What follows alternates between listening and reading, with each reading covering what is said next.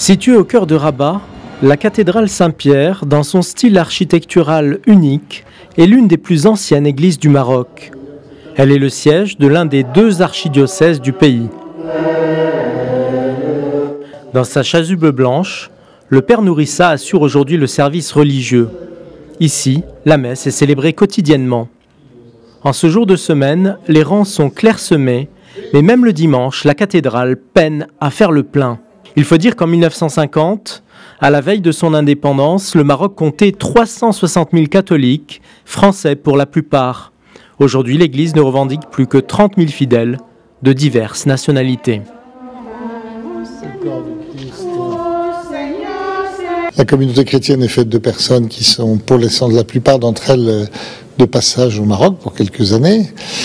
Des étudiants, des responsables d'entreprises, des diplomates et aussi des personnes migrantes.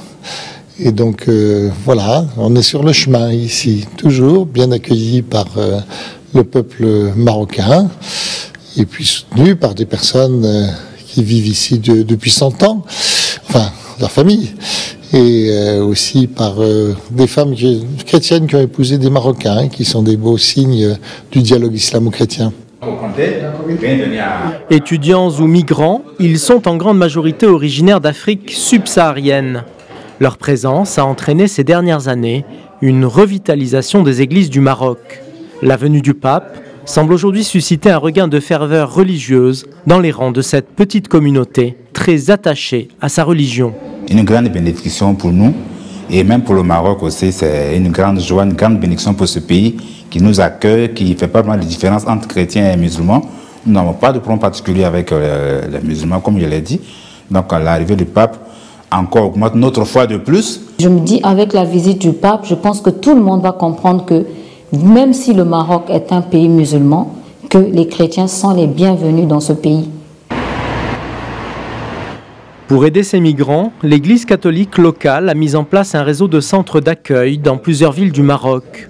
Nous sommes au centre Caritas de Rabat.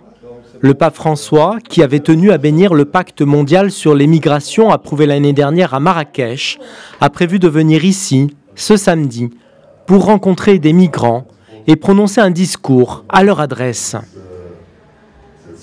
We are happy that the Holy Father is here. Nous sommes heureux que le Saint-Père soit ici, mais les attentes doivent être considérées dans un contexte plus large.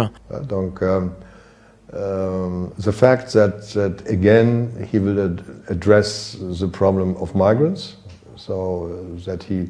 Le fait qu'il s'attaque au problème des migrants, il passera 1 heure dans cet immeuble avec une 60aine d'entre eux.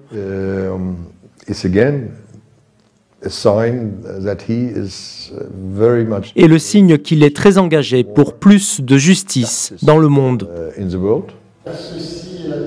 Point d'orgue de cette visite papale placée sous le signe du dialogue religieux et de la promotion des valeurs de paix et de tolérance.